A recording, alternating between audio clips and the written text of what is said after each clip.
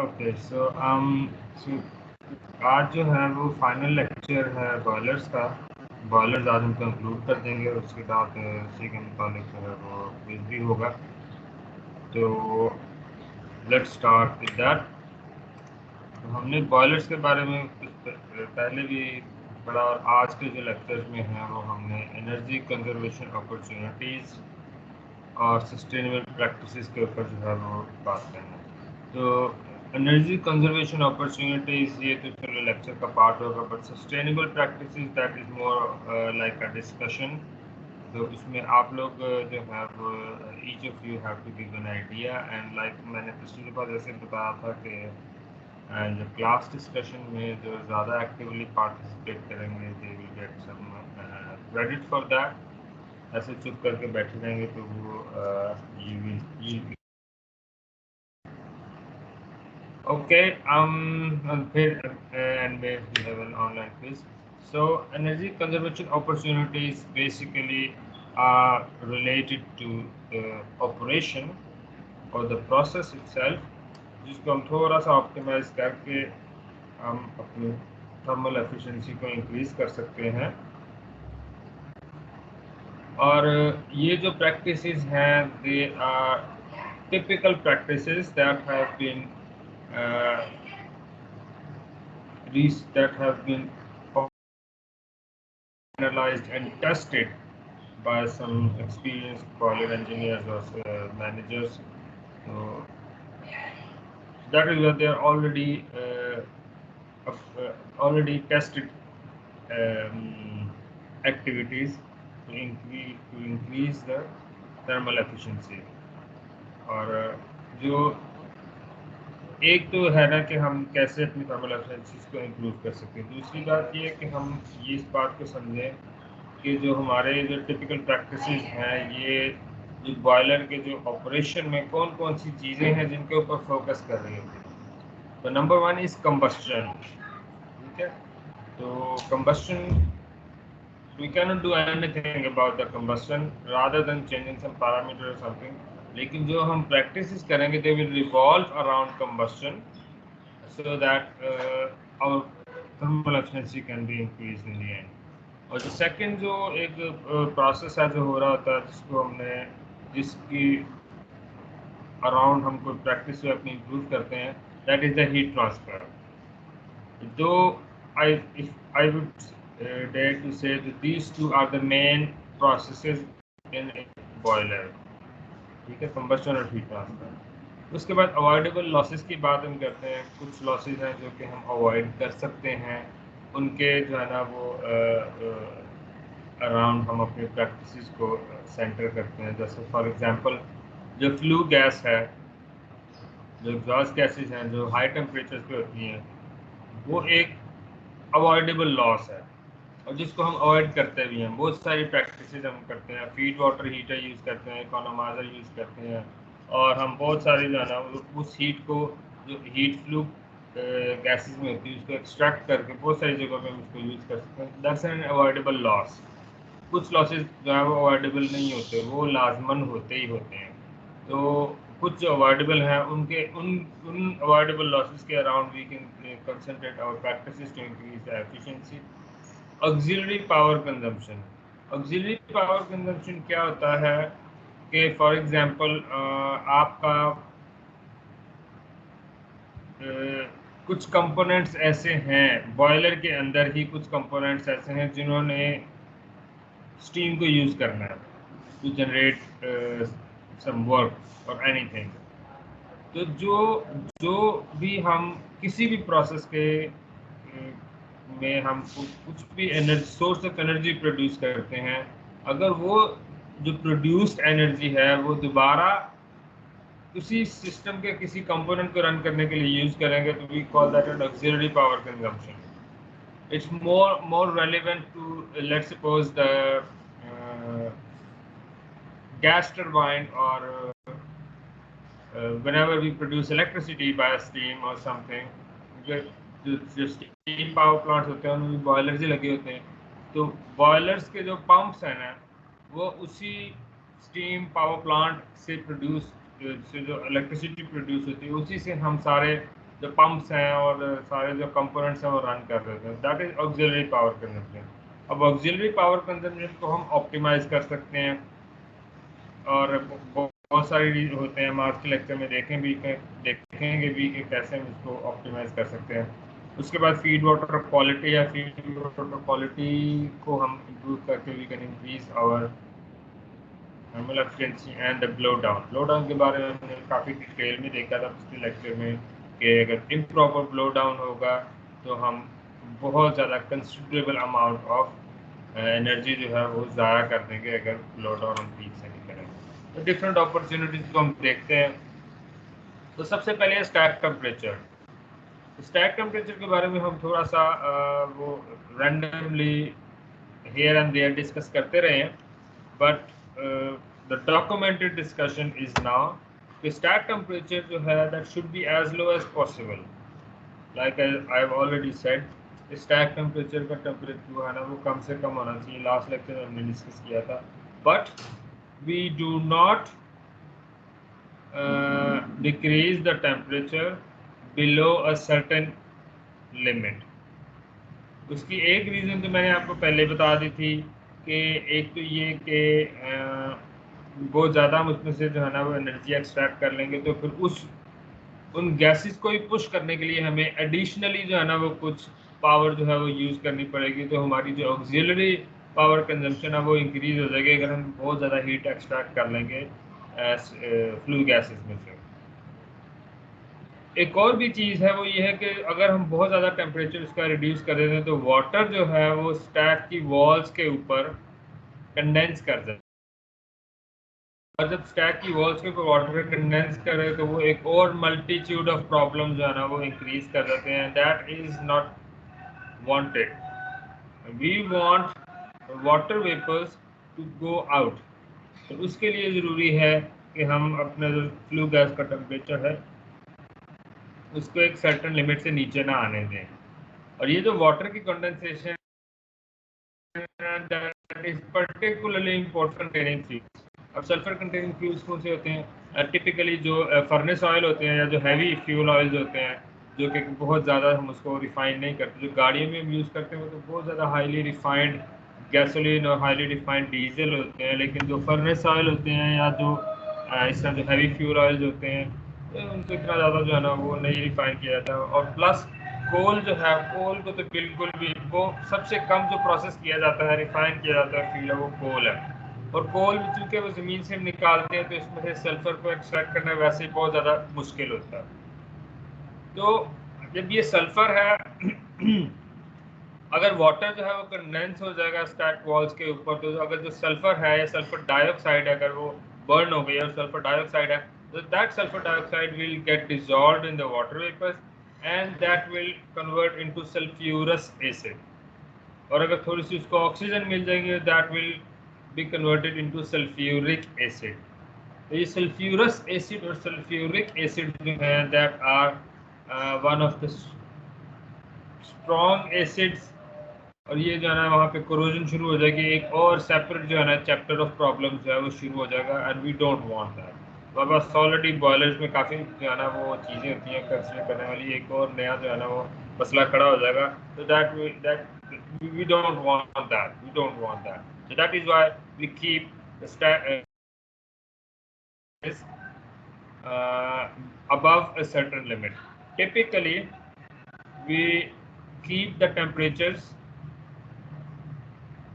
of flue gases about 200, maybe a little less than 200 degrees centigrade, 180, 190, but an average value for that is 200 degrees centigrade.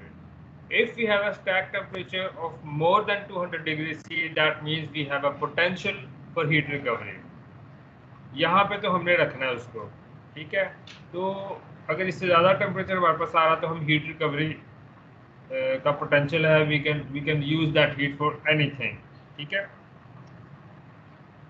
Another thing कि हमने अपने system को optimise किया हुआ है, जो फ्लू गैसेस का टेम्परेचर है वो 230 डिग्री सेंटीग्रेड आ रहा था, हमने उसको उससे जो है ना इकोनोमाइजर चला लिया, फीड वाटर हीटर चला लिया, उसका टेम्परेचर हम ले आए 190 के ऊपर, लेट्स सपोज।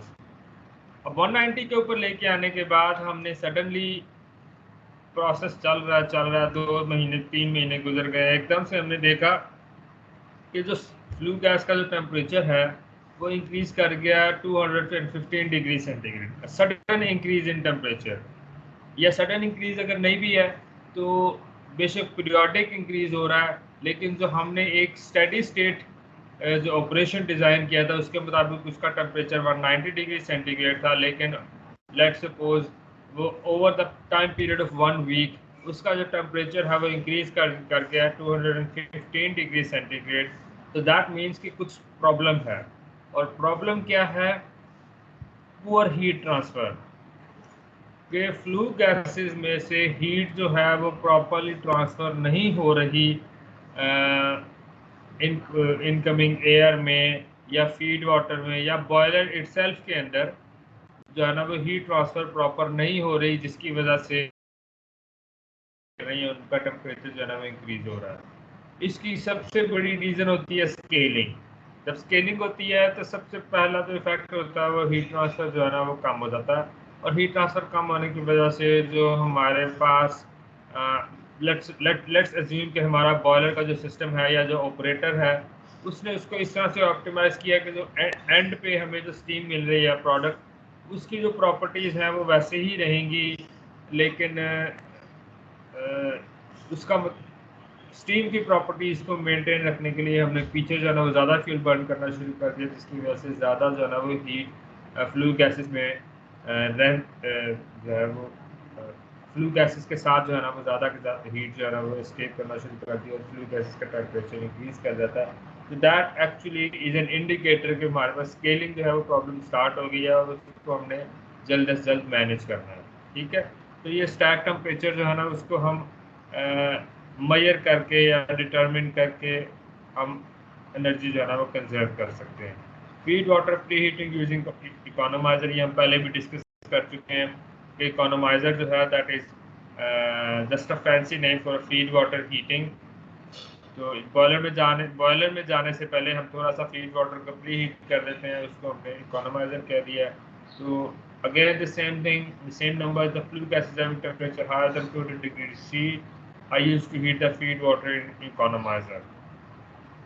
ठीक है, तो typical increase in water temperature in a feed water heater is 15 to 30 degrees centigrade, depending upon the flow rates, heat transfer, and many different parameters. But typically 15 से 30 डिग्री सेंटीग्रेड टेम्परेचर जो है वो increase कर लेते हैं हम economiser में। और ये जो 15 to 30 degree increase in temperature है that actually increase the thermal efficiency of the whole operation by 3 to 5%। And believe me 3 to 5% is a very big number. अब यहाँ पे आप देखेंगे क्वांटिटेटिवली एक छोटा सा जो है ना हीट एक्सचेंजर हमने लगा दिया, उसको फीड वाटर करने के लिए उसको हमने इकोनोमाइजर का नाम दे दिया, but we are increasing the efficiency by 3 to 5%. That is, I'm saying again, that is a very big increase.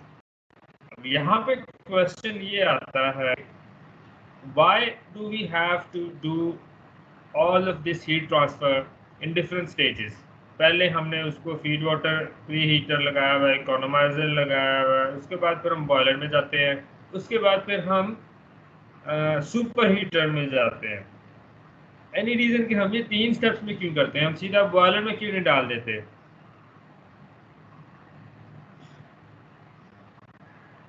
Any idea? Roll number 10।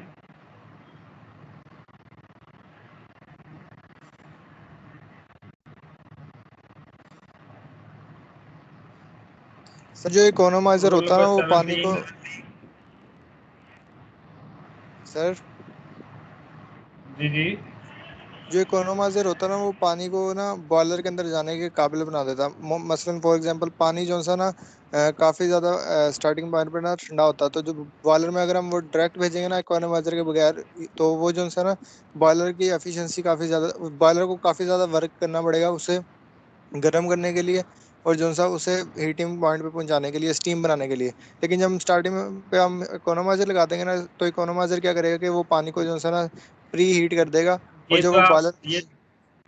ये तो बेटा आप जेनेरिक बात कर रहे हैं ना। I want to know what is going on in the background.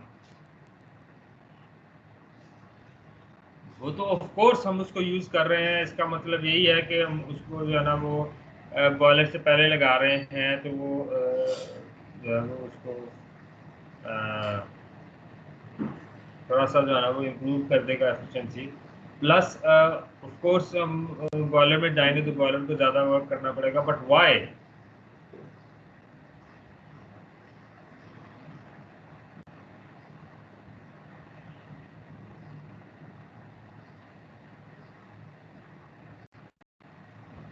Anyone else?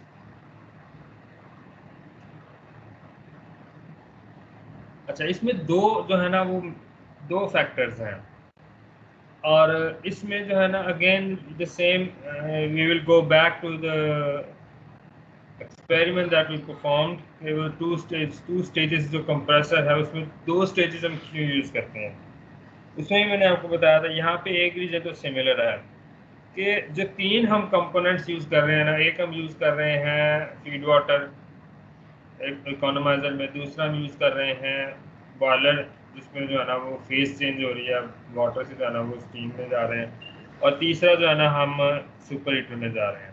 इन तीनों चीज़ों में जो एक मेन डिफरेंस है ना वो है हमारे पास स्पेसिफिक वॉल्यूम्स का।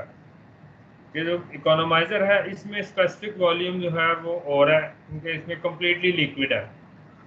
बॉयलर है ना that's a multi phase system, उसके अंदर जो है वो लिक्विड फेज भी है, उसके अंदर वेपर फेज भी है, और सुपर हीटर जो है उसमें सिर्फ वेपर फेज है। तो इनके जो स्पेसिफिक वॉल्यूम्स है ना that are completely different, that means कि उनका जो डिज़ाइन है दैट इज कम्प्लीटली डिफरेंट। तो ये चीज़ यहाँ पे ये चीज़ समझने की है कि जो कंपोनेंट होते हैं वो ऑप्टिमाइज किए जाते हैं according to the properties of working fluid. ठीक है, तो ऐसे हम ऐसे नहीं, हम एक अगर हम ये तीनों ऑपरेशन, मैं पहले भी ये बात बता चुका हूँ, अगर हम तीनों ऑपरेशन जो है वो एक ही जगह पे जो है ना एक ही स्टेप पे जो है ना करने की कोशिश करेंगे तो वहाँ पे बहुत सारे डिफरेंट फैक्टर्स आ जाएंगे। Just think about it. It's वो ये कोई बहुत एकेडमिक प्रिंसिपल या कोई बहुत हाई फाई किस्म का कोई रिसर्च थ्योरी नहीं है, बहुत बेसिक सिंपल सी बात है समझने के लिए कि आपको हर प्रोसेस के लिए टाइम चाहिए होता है। ठीक है, अब अगर हम फॉर एग्जांपल फीड वाटर को सीधा डालें बॉयलर के अंदर और हमें एंड में सुपर हीटर चाहिए, सुपर हीटर स्टीम चाहिए, और एक खास जो अब एक सिंगल कंपोनेंट के अंदर इतने ज़्यादा चेंज लेके आने के लिए वी नीड मोर टाइम। उसके और फिर उसमें उसकी जो कंस्ट्रक्शन है वो भी बल्कि हो जाएगी, बिकॉज हम बहुत ज़्यादा huge difference in specific volumes and the properties of working fluid की बात कर रहे हैं, तो बहुत ज़्यादा डिफरेंस आ रहा है, उसमें टाइम ज़्यादा चाहिए, उसमें वॉल्यूम जो है ना वो ज़्यादा चाहिए, तो वो एक बहुत ह्यूज किस्म का मैसिव किस्म का सिस्टम बन जाता है, और स्लो भी होगा क्योंकि हमें टाइम ज़्यादा चाहिए। उसके वजह हम क्या करते हैं, प्रोसेस को डिफरेंट छोटे छोटे कंपोनेंट्स के अंदर जो है ना वो डिवाइड कर देते हैं, जिसमें क्या होता है कि हम थोड़ा सा जो है वो उसको फीड वाटर को हीट कर लेते हैं इकोनोमाइजर में, और उसके बाद फिर बॉयलर जो है वो कॉम्पैक्ट हो जाता है, क्योंकि जो फीड वाटर हीटिंग है वो उसके अंदर इकोनोमाइजर के अंदर हो रही है। बॉयलर चूँकि एक हाई प्रेशर सिनेरियो है और एक मतलब फेस चेंज हो रही है, वो कॉम्पैक्ट हो जाता है। उसके बाद फिर सुपर हीटर जो है ना, सुपर हीटर में तो completely different volume specific volume की रिक्वायरमेंट्स हैं, तो वो तो बिल्कुल एक हम उसको डिफरेंट लेवल पे ले जाते हैं। तो ये दो मेन चीज़ें हैं मोटी मोटी सी ना, बहुत कुछ ज़्यादा मैथमेटिकल डिटेल्स में नहीं जाएंगे इसमें, लेकिन ये इस बात को समझना चाहिए कि हम इसको 3 स्टेप्स में क्यों करते हैं। एक स्टेप में करेंगे ना तो हमारा सिस्टम बहुत बल्कि हो जाता है। ठीक है, अब कंबशन एयर प्री हीटिंग की बात हम करते हैं। अब यहाँ पे एक बात बताएं कि कंबशन एयर को हम प्री हीट करते हैं तो उसका अब the experience has showed that an increase of 20 degrees C in combustion air temperature results in 1% increase in thermal efficiency. ठीक है, अब यहाँ पे एक और प्रॉब्लम ये होती है कि हाई टेम्परेचर्स के ऊपर वॉल्यूमेट्रिक एफिशिएंसी जो है ना वो कम हो जाती है। अब वॉल्यूमेट्रिक एफिशिएंसी कैसे कम होती है कि जब हम उसका टेम्परेचर इंक्रीज करते हैं तो हमारा जो क्योंकि एयर तो गैस है और गैसेस जो है वो बहुत ज़्यादा एक्सपेंड करती हैं जब हम उनको हीट अप करते हैं। तो जब गैसेस एक्सपेंड कर देती हैं तो अमाउंट ऑफ ऑक्सीजन अवेलेबल और द मैस ऑफ ऑक्सीजन, यहाँ पे वॉल्यूमेट्रिक एफिशिएंसी में एक्चुअली नाम तो इसका वॉल्यूमेट्रिक एफिशिएंसी है लेकिन ज़्यादा हम इसमें मैस को कंसिडर जो है ना वो बेस करते मैस को बेस करते हैं कि मैस हमारा रिड्यूस हो जाता है क्योंकि वॉल्यूम एक्सपेंड कर जाता है और जो अमाउंट ऑफ एयर या amount of oxygen available in unit volume वो कम हो जाती है। तो अगर हम बहुत कुछ ज़्यादा इंक्रीज कर देंगे कंबस्शन एयर टेम्परेचर में तो हमारे पास जो है ना वो ऑक्सीजन कम हो जाएगी। तो वो एक एक जो है ना ट्रेड ऑफ हमने करना होता है यहाँ पे कि हम एयर का जो टेम्परेचर जो है वो इंक्रीज इतना करें कि वॉल्यूमेट्रिक एफिशिएंसी का जो डिक्रीज है ना वो थोड़ा सा कॉम्पनसेट हो जाए। एक ऑप्टिमम ट्रेड ऑफ पॉइंट जो है ना वो हमने अचीव करना होता है। तो बहुत कुछ ज़्यादा हम उसको नहीं कर सकते इंक्रीज टेम्परेचर को, थोड़ा बहुत इंक्रीज हम कर लेते हैं क्योंकि समहाउ जो भी हीट हम फ्लू गैस में से रिकवर करेंगे चाहे वो कंबस्शन एयर प्री हीटिंग में यूज़ करें चाहे हम फीड वाटर हीटिंग में यूज़ करें, ultimately that addition of heat is useful. लेकिन हमें ये देखना है कि बहुत ज़्यादा हम सारी की सारी हीट फ्लू गैसेज में से हम कंबस्शन एयर के अंदर डाल दें कि हमारा इतना ज़्यादा टेम्परेचर इंक्रीज हो जाए कि वॉल्यूमेट्रिक एफिशिएंसी जो है ना उसका बेड़ा गर्क हो जाए। तो ऑप्टिमाइज करना पड़ता है उसको। But we have to consider the boiler design limitations. Boiler design limitations क्या होती हैं कि बॉयलर की लिमिटेशन में जो डिज़ाइन लिमिटेशन है उसमें मेंशन होगा कि जो एयर है ना प्री हीट वो फॉर एग्जांपल 50 to 60 से ज़्यादा नहीं होनी चाहिए। अगर 50 to 60 डिग्री सी से ज़्यादा हो जाएगी, लेट्स सपोज बॉयलर के जो वो कंबस्शन एयर है, इनकमिंग एयर है, अगर वो ज़्यादा हो जाएगी 20 डिग्री सी से तो क्या होगा कि जो हमारा जो बर्नर है या बर्नर के अराउंड जो एरिया है जहाँ पे मेन कंबस्शन चैम्बर है वहाँ पे टेम्परेचर बहुत ज़्यादा इंक्रीज कर जाएगा, जिसकी वजह से जो मेटलर्जिकल लिमिट्स हैं हमारे कंबस्शन चैम्बर की या बॉयलर्स की वो उसको सस्टेन नहीं कर सकती और वहाँ पे बॉयलर फेलियर हो सकता है। तो इन चीज़ों को हमें कंसीडर करना होता है कि हम कंबस्शन एयर इंक्रीज का टेम्परेचर इंक्रीज करना चाह रहे हैं, बहुत अच्छी बात है अगर हम जो है ना थोड़ी सी हीट रिकवर करना चाह रहे हैं, but we have to consider the reduction in volumetric efficiency and we have to consider the design limitations of the boiler. Boiler कहता है कि 60 डिग्री सी से जो है ना वो ज़्यादा नहीं हमने उसका टेम्परेचर रखना, तो आप 60 पे भी नहीं, आप कहेंगे यार हमने 50 डिग्री सी पे टेम्परेचर रखना है to be little bit on the safe side. और बाहर माशाल्लाह लाहौर की गर्मी आगे जून जुलाई में इतनी हो जाती है कि वो टेम्परेचर वैसे ही 50 डिग्री सी है।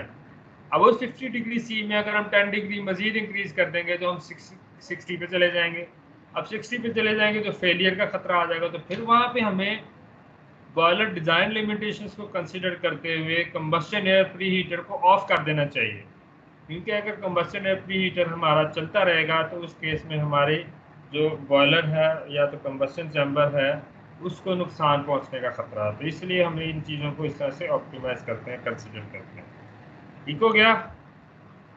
अब ये बात देखें इसमें, अब ये एक बात तो ये है कि आप परेशान हो जाएं कि यार इतनी सारी बातें हैं इनको हम क्या करें। अब थोड़ा सा पीछे होके अगर ये देखें ना तो ये बहुत सारी चीज़ें जो है ना वो आप एक इस लेवल पे पहुंच चुके हैं कि थोड़ी बहुत सारी चीज़ें ना कॉमन सेंस की होती हैं या कॉमन टेक्निकल सेंस जो है ना वो उसके मुताबिक होती हैं कि कुछ चीज़ें कॉमन है सब में, सारी की सारी डिस्कशन में कुछ चीज़ें कॉमन है। थर्मल एफिशिएंसी इंप्रूव करनी है। थर्मल एफिशिएंसी इंप्रूव करने का क्या मतलब है कि जितनी भी हीट प्रोड्यूस हुई है ज़्यादा से ज़्यादा हीट जो है ना वो हम उसको यूज़ करना है, चाहे हमने उसको वाटर को हीट करने के लिए यूज़ करना है, वाटर को स्टीम में कन्वर्ट करने के लिए यूज़ करना है, या सुपर हीटर में जो है ना वो यूज़ करना है, हमने उस हीट को यूज़ करना है। फीड वाटर में हीटर में यूज़ करना है या कंबस्शन प्री हीटर में यूज़ करना है, बस हमने उस हीट को यूज़ करना है। और उस हीट को यूज़ करने में हमेशा कंसिडरेशन होती हैं, और कंसिडरेशन में number 1 consideration is always the design limitations.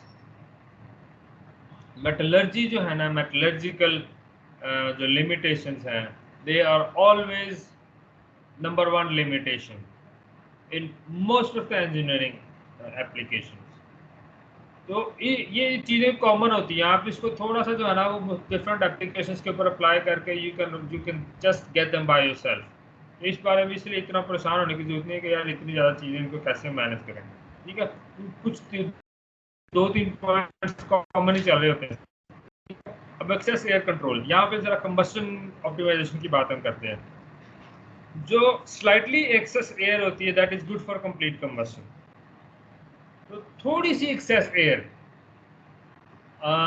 जो है वो अच्छी होती है, क्योंकि अगर हम पूरी पूरी एयर जो है वो अलाउ करते हैं तो वो तो क्योंकि टाइम कम होता है हमारे पास, और मिक्सिंग जो है वो समटाइम्स 100% या जो है ना परफेक्ट मिक्सिंग नहीं होती। तो अगर बिल्कुल पूरी पूरी एयर होती है तो काफ़ी जो है ना चांसेस होते हैं कि हमारा फ्यूल जो है वो कुछ जो है ना वो बर्न करने से रह जाता है। अब इसमें टिपिकल कुछ वैल्यूज़ हैं, अगर आप याद रखना चाहें तो बिल्कुल जो स्टोकियोमेट्रिक मिक्सिंग होती है, जिसमें स्टोकियोमेट्रिक कंपोजिशन होती है, जिसमें पूरे का पूरा जो है ना वो फ्यूल के मुताबिक पूरी पूरी एयर जो है ना हमने अलाउ की है सिस्टम में, वहाँ पे कंबस्शन एफिशिएंसी होती है अबाउट 95%। 95% फ्यूल जो है ना वो बर्न करता है for liquid fuels, not for coal की बात नहीं हम कर रहे, लिक्विड फ्यूल्स की बात कर रहे हैं। तो वो 95% होती है, इससे ज़्यादा नहीं जाती। अगर हम थोड़ी सी एक्सेस एयर को ज़्यादा कर देते हैं, थोड़ा सा बिल्कुल, तो वो उसकी जो एफिशिएंसी है वो 98% पे चली जाती है। ये थोड़ा सा जो है ना वो एयर को इंक्रीज करने, क्योंकि थोड़ा सा एक्सेस एयर ऑक्सीजन होती है। ये सिंपली सप्लाई एंड डिमांड का जो है ना वो है प्रिंसिपल है कि जब सप्लाई ज़्यादा हो जाती है, अब ऑक्सीजन की सप्लाई जब ज़्यादा हो जाएगी तो वो उसके मतलब कि आम जो कॉमन स्ट्रीट लैंग्वेज में कहें कि उसके नखरे भी कम हो जाते हैं। जब डिमांड ज़्यादा हो जाती है तो वो हर जगह अवेलेबल होती है, आराम से जो है ना हम उसको वो जो फ्यूल के जो मॉलिक्यूल जो है ना वो एक्सेस आराम से जो है ना वो ऑक्सीजन के साथ जो है ना वो रिएक्ट कर लेते हैं, क्योंकि उनके पास जो है ना अच्छी खासी ऑक्सीजन अवेलेबल होती है because of that excess air. But too much excess air reduce the thermal efficiency. Thermal efficiency क्यों रिड्यूस कर जाती है कि जो सेंसिबल हीट होती है ना एयर में, जो फ्लू गैसेज में, वो ज़्यादा हो जाती है। अब फॉर एग्जांपल, अब 1 किलोग्राम ऑफ एयर है, for example 1 kilogram of air है, उसको हमने जो है ना एग्जॉस्ट करवाना है एट 200 डिग्री सी। तो अमाउंट ऑफ हीट है ना, जो सेंसिबल हीट है, उसकी एक डेफिनेट वैल्यू होगी। अगर उसके बजाय 1 kg के बजाय 1.5 kg है फ्लू गैसेस, तो अब मैथ उसका ज़्यादा हो गया। मैथ ज़्यादा होने का मतलब ये है कि उसकी जो हीट कैपेसिटी है वो स्पेसिफिक हीट कैपेसिटी तो सेम रहती है, लेकिन जो ओवरऑल सिस्टम की हीट कैपेसिटी है वो बढ़ जाती है। तो the amount of heat contained in that control volume वो भी 50% इंक्रीज कर जाएगी। तो जो पहले हमारे पास let's suppose 10 kilo joule energy जो है वो हमारी फ्लू गैसेस में एस्केप कर रही थी, अब जो है वो 15 किलो जॉल एनर्जी जो है वो एटमॉस्फेयर में एस्केप कर रही है because of that 50% increase in excess air, 50% increase in combustion air. तो ये हमें नहीं करना, थर्मल एफिशिएंसी को कम नहीं होने देना, थोड़ी सी एक्सेस एयर हमें भेजनी है ताकि हमारी कंबशन अच्छी हो। और कंबशन अच्छी होने के साथ साथ एक और पॉइंट भी होता है कि हमारी जो एग्जॉस्ट है ना उसमें जो पोल्यूटेंट्स है ना वो भी कम हो जाते हैं, क्योंकि कंप्लीट कंबशन हो जाती है। तो ये चीज़ों को जो है ना हमने ऑप्टिमाइज करना था, थोड़ी सी एक्सेस एयर डालनी है for complete combustion and reduction in pollution. अगर बहुत ज़्यादा एक्सेस एयर कर देंगे तो थर्मल एफिशिएंसी हमारी कम हो जाएगी। और methods to control the excess air, इसमें एक सिंपल सा प्रिंसिपल है कि हम जो एग्जॉस्ट गैसेज में ऑक्सीजन सेंसर लगा देते हैं, जो सेंस करता है कि एग्जॉस्ट एयर में ऑक्सीजन कितनी है। अब वो कैसे काम करता है, we will not go into that, वो आप मोइन साहब से पूछिएगा जब आप उनसे पढ़ेंगे कि ऑक्सीजन सेंसर कैसे काम करता है। तो ऑक्सीजन सेंसर हम लगा देते हैं, वो ये सेंस करता है कि एग्जॉस्ट में कितनी ऑक्सीजन जा रही है। अगर तो बिल्कुल ही ऑक्सीजन नहीं जा रही, दैट मीन्स कि एयर कम है, एयर थोड़ी सी ज़्यादा होनी चाहिए। तो थोड़ी सी अमाउंट ऑक्सीजन की एग्जॉस्ट में होनी चाहिए। because that will ensure that we are in slightly excess air region. तो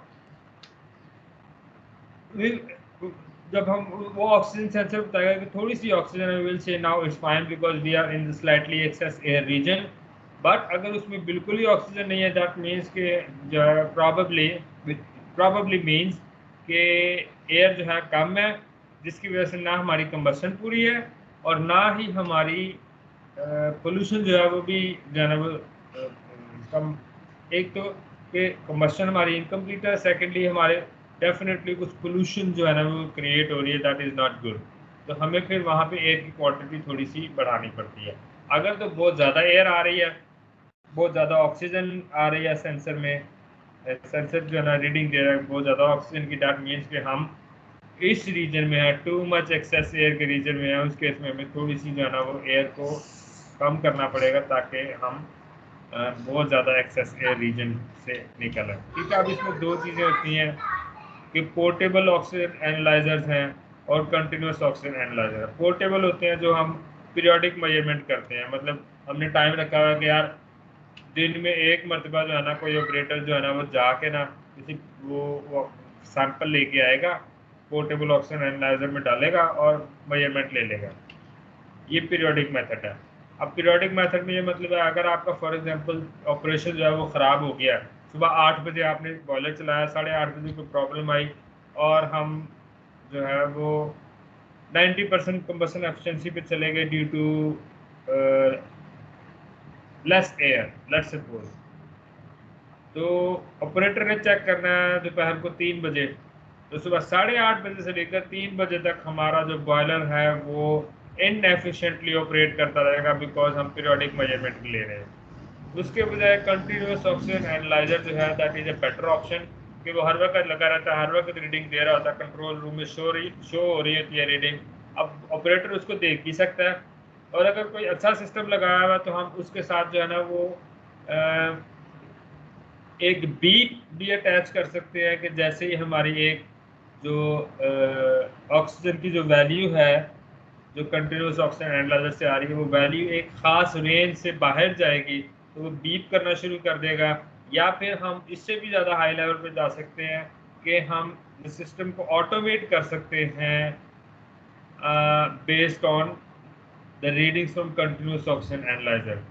थोड़ा सा जो है ना सोफिस्टिकेटेड सिस्टम हम बना लेंगे कि ऑक्सीजन एनालाइजर जो है वो सेंस करेगा कि ऑक्सीजन ज़्यादा है तो वो एयर जो है वो खुद ब खुद कम हो जाएगी automatically until we come inside the operating range. जो एडमिसिबल रेंज है, जो एक्सेप्टेबल रेंज है ऑक्सीजन की फ्लू गैसेज में, जब उस रेंज के अंदर आ जाएगा तो वो जो एक्चुएटर है वो क्लोज हो जाएगा। अगर तो उस रेंज से बाहर जाएगा तो वो अकॉर्डिंगली सिस्टम जो है अकॉर्डिंगली एयर की अमाउंट को चेंज करेगा, कम करना तो कम कर देगा, ज़्यादा करना तो ज़्यादा कर देगा। तो ये एक सबसे बेस्ट ऑप्शन है हमारे पास एक्सेस एयर को कंट्रोल करने के लिए। क्या इनकम्प्लीट कंबस्शन, अब इनकम्प्लीट कंबस्शन जो है वो दो चीज़ों की वजह से होती है, लेस एयर या पुअर मिक्सिंग। एक और भी इसकी रीज़न होती है पुअर फ्यूल, लेकिन वो बहुत ही लेस कॉमन है। टिपिकली जो है ये इसको इस लिस्ट में इसलिए नहीं शामिल किया गया कि आम तौर पे जब एक बॉयलर सिस्टम डिज़ाइन किया जाता है तो फ्यूल की क्वालिटी को ज़हन में रख के किया जाता है। तो अब फॉर एग्जांपल फ्यूल की जो हमारे पास सोर्स है वो है ही ख़राब, तो उस केस में हम सिस्टम ही ऐसा डिज़ाइन करेंगे जो उस पुअर क्वालिटी फ्यूल के मुताबिक चलेगा। इसीलिए हम इनकम्प्लीट कंबस्शन में पुअर फ्यूल क्वालिटी को कंसिडर इसलिए नहीं करते क्योंकि system is already design according to the fuel quality, good और bad whatever it is. ठीक है, हाँ अगर सडनली जो है ना वो एक शिपमेंट ख़राब आती है फ्यूल की, उसमें जो है ना फ्यूल क्वालिटी जो है वो पुअर, आम जितनी पुअर होती है उससे ज़्यादा पुअर है, वो एक एक्सेप्शनल केस है, उसको हम जो है ना वो रेगुलर कॉजेज़ में नहीं ले सकते। ठीक है, इनकम्प्लीट कंबस्शन की दो मेन रीजन है, लेस एयर और पुअर मिक्सिंग, जिसमें से ज़्यादा प्रॉबेबल जो है वो पुअर मिक्सिंग है। और you can say the poor mixing is the most frequent reason for incomplete combustion. अब इसमें ये जो है जब सिस्टम डिज़ाइन करते हैं उस वक्त तो हम उसको प्रॉपरली जो है ना वो सिस्टम डिज़ाइन होता है, मिक्सिंग जो है ना वो जनरेट की, लेकिन बहुत कोई सस्ता किस्म का जो है ना वो हम बॉयलर का डिज़ाइन उठा लें, या कोई पता नहीं कोई किसी ने जो है ना वो पक्का सिगरेट लगा के जो है ना वो डिज़ाइन कर दिया, लेट्स सपोज हम मजाक हम ऐसे कहते हैं यार ये बिल्डिंग जो लगता है किसी ने जो है ना वो टुन होके बनाई हुई है, तो इसलिए just just just just for kidding, ठीक है, इसको सीरियस मत लीजिएगा। बट कॉम्पिटेंसी के लेवल होते हैं, लाजमी नहीं है कि हर बॉयलर डिज़ाइनर जो है वो एक कॉम्पिटेंट बंदा हो, या फिर वो again we go back to the set culture, जो मैंने आपको बताया था सेठ कल्चर होता है सब कुछ इंडस्ट्रीज में। उस केस में क्या होता है कि जो सेठ साहब हैं उनको लगा कि यार वो जो हम बॉयलर डिज़ाइन भी कर सकते हैं, उन्होंने क्या कहा, एक कंपोनेंट ख़राब हुआ, जो प्रॉपर मिक्सिंग के जो है ना वो प्रमोट करता था, उसके बजाय उन्होंने कहा यार ये इसको छोड़ो, इसके बजाय ना जिससे चाय छानते हैं ना वो लगा दो, तो उससे क्या होगा कि मिक्सिंग जो है ना वो ख़राब हो जाएगी, बॉयलर की जो है ना वो सारी एफिशिएंसी का पेड़ा गर्क हो जाएगा। Could be multiple reasons, but poor mixing जहाँ पे भी आएगी वो हमारी जो है ना वो कंबस्शन को ख़राब करेगी। ठीक है, अब मिक्सिंग के अलावा जो है ना वो ऑयल और कोल के जो है ना वो पर्टिकुलर केसेस होते हैं, जहाँ पे फॉर एग्जांपल अगर हमारे पास जो ऑयल फायर्स होती हैं उसमें इम्प्रॉपर विस्कोसिटी जब आती है ना, तो इम्प्रॉपर विस्कोसिटी की वजह से मिक्सिंग डिस्टर्ब होती है। ठीक है, again we are going back to the mixing. अब इम्प्रॉपर विस्कोसिटी जब आ जाती है, फॉर एग्जाम्पल हमारे पास फ्यूल एकदम से आया जो कि विस्कोसिटी जिसकी चेंज हो गई है, और जो हमारा जो फ्लो पैटर्न था इनकमिंग एयर का वो एक डिफरेंट विस्कोसिटी के हिसाब से डिज़ाइन था, तो वो प्रॉपरली मिक्स नहीं होगा। जो बर्नर होता है, बर्नर के टिप्स अगर ख़राब हो जाते हैं तो वो उसको स्प्रे करने के बजाय जो है ना वो एक जेट बना देती हैं, एक सिंगल जेट, मल्टीपल जेट के बजाय सिंगल जेट में स्प्रे करना शुरू कर देती हैं, तो उसमें भी जो है ना वो प्रॉपर मिक्सिंग नहीं होती, जिसकी वजह से हमारी कंबस्शन जो है ना वो ख़राब होती है। Carbonization on the tips, deterioration of diffuser और स्पिनर प्लेट्स, ये डिफरेंट कंपोनेंट्स हैं बर्नर के। We are not talking about the boilers, but we are talking about burners here, जहाँ जो burners जो के हमारे फ्यूल को इंजेक्ट करते हैं कंबस्शन चैम्बर में, तो ये जब उनमें with over the time usages जो प्रॉब्लम्स आती हैं, जो वियर होता है जिसकी वजह से टिप्स जो है ना वो वॉर्न हो जाती हैं, कार्बोनाइजेशन हो जाती है, और या फिर एनी सॉर्ट ऑफ डिटीरिएशन हो जाती है, इसकी वजह से हमारी मिक्सिंग जो है प्रॉपर नहीं हो पाती, उसकी वजह से हमारी कंबस्शन जो है ना वो डिस्टर्ब होती है। ठीक है, अब कोल की हम बात करते हैं, तो कोल में जो है ना आप देखें वो लिक्विड है, जो ऑयल की हम बात कर रहे हैं वो लिक्विड होता है, somehow at higher temperature it evaporates, और जब वो एक दफ़ा एवेपोरेट हो जाता है तो उसकी मिक्सिंग जो है वो ऑटोमेटिकली बेहतर हो जाती है। Coal on the other hand is solid, तो और उसका सरफेस एरिया भी ज़्यादा होता है, तो और जब वो उसका सरफेस एरिया ज़्यादा होता है तो उसमें मिक्सिंग जो है वो इतनी प्रॉपर नहीं होती। आपको पता है कॉस्ट कोल का जो कंबस्शन प्रोसीजर है that actually involves evaporation then combustion. अब ये लिक्विड से गैस फेज में कंबस्ट जो है वो इवेपोरेट होना दैट इज कम्प्लीटली डिफरेंट, और कोल में कन्वर्ट होना, इवेपोरेट होना, that is completely different level. Of course it's difficult, that is why it is always less efficient to use the coal. ठीक है, अब उसमें अगर आपने असाइनमेंट में थोड़ा ध्यान किया होगा तो उसमें कहीं पे भी बात लिखी होगी कि जो कोल होता है ना उसको हम अगर ज़्यादा फाइन कर दें, रफ पाउडर फॉर्म में करते हैं ना, तो हमारी कंबस्शन इंप्रूव हो जाती है, बिकॉज उसका सरफेस एरिया कम हो जाता है। मिक्सिंग जो है ना वो again everything goes back to the mixing, mixing जो है ना वो ज़्यादा ईजी हो जाती है। ठीक है, तो अब कोल फायर में अनबर्न कार्बन होते हैं, क्योंकि हमारे पास ऑफ कोर्स इम्प्रॉपर मिक्सिंग होती है, up to 2% reduction in combustion efficiency जो है ना ये हमारे पास कोल की वजह से आ जाती है।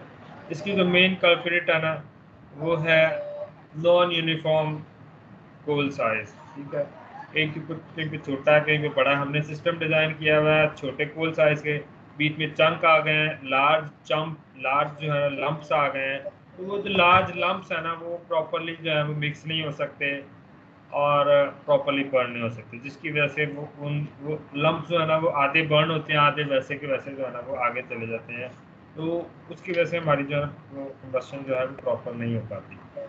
Usually monitored by the colour smoke of the flue gases, ये हमारे यहाँ आमतौर पर ये प्रैक्टिस है in the sub continent only, but it should B actually more sophisticated.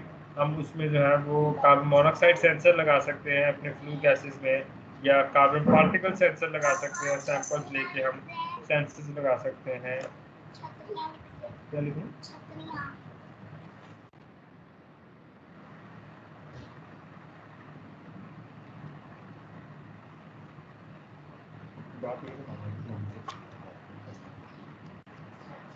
Okay, sorry about that. या सो बेहतर तरीका ये है कि हम सेंसर्स लगाएं, और उससे बेहतर ये है कि कंटिन्यूस सेंसर्स लगाएं जो कि फ्लू गैसेस में डिटरमिन करें कि हमारे पास कार्बन पार्टिकल्स तो नहीं आ रहे या अनबर्न्ड कार्बन पार्टिकल्स आ रहे हैं, या फिर carbon monoxide sensors are very common these days. तो ये चीज़ें जो है ना हम इसको यूज़ करना चाहिए so that we can check कि हमारे पास कब कंबशन जो है ना वो इम्प्रॉपर होगी। ठीक है, मजीद कुछ कंजर्वेशन अपॉर्चुनिटीज हैं, रेडिएशन एंड कन्वेक्शन लॉसेस। अब ये जो है ना they are basically the heat losses from the boiler shell. अब ऑफ कोर्स बॉयलर के अंदर जो है ना हम कंबशन कर रहे हैं, वाटर को कन्वर्ट कर रहे हैं लिक्विड वेपर फेज में, हाई टेम्परेचर हैं, आप टू 600-700 डिग्री सेंटीग्रेड होता है उसके अंदर जो बॉयलर जो कंबशन चैम्बर के अराउंड, तो उसका जो सरफेस है वो ऑफ कोर्स वो भी हीट अप होएगा, और वहाँ से जो सरफेस होता है वहाँ से बाय रेडिएशन एंड कन्वेक्शन जब वो हीट लॉस होता है। अब इसको typically we consider that as a fixed loss, इसको हम फिक्स्ड लॉस कहते हैं। इसको समटाइम्स हम कम कर सकते हैं, समटाइम्स हम इसको नहीं करते ही नहीं है। क्यों करते हैं अभी हम देखते हैं। अब loss percentage increase if the boiler run at lower than optimum output. ठीक है, अब ये आगे भी हम जहाँ पे जाके देखेंगे it is very important to run the boiler at optimum output. अगर हम लो लोड के ऊपर बॉयलर को चलाएंगे तो हमारी एफिशिएंसी कम हो जाती है, बहुत सारी लॉसेस हमारे ज़्यादा हो जाते हैं, जिसकी वजह से हमारी जो एनर्जी कंजर्वेशन थर्मल एफिशिएंसी है ना वो कम हो जाती है whenever we are running at low loads. ठीक है, इसमें रेट ऑफ हीट ट्रांसफ़र की भी प्रॉब्लम है कि आई डोंट नो आपने हीट ट्रांसफ़र पढ़ लिया कि नहीं, लेकिन जो रेट ऑफ हीट ट्रांसफ़र है ना that is directly dependent on the flow rate of the fluid. तो जब हम लो लोड के ऊपर चलाते हैं तो जो लिक्विड का फ्लो रेट है ना जो वाटर का फ्लो रेट है वो कम हो जाता है, जिसकी वजह से हमारा जो हीट ट्रांसफ़र है वो फ्लो रेट कम होता है, तो इसकी वजह से हीट ट्रांसफ़र भी कम हो जाती है, जिसका मतलब है कि ज़्यादा हीट जो है वो हमारी ज़ाया हो जाती है। ठीक है, तो अब ज़्यादा हीट जो हमारी जो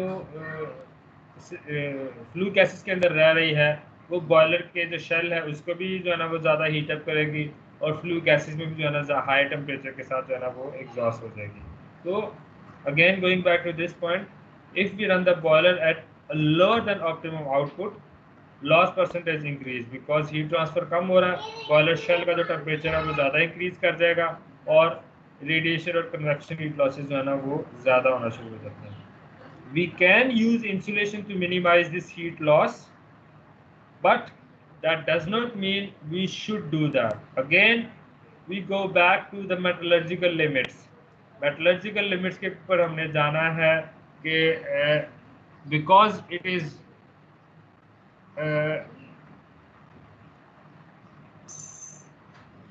जो हमारी जो डिज़ाइन होते हैं, कंपोनेंट डिज़ाइन होते हैं, they are design with high efficiency. अब हाई एफिशिएंसी में सिर्फ इतनी बात नहीं होती कि वो जो ऑपरेशन है वो एफिशिएंट हो, बल्कि हम ये भी देखते हैं कि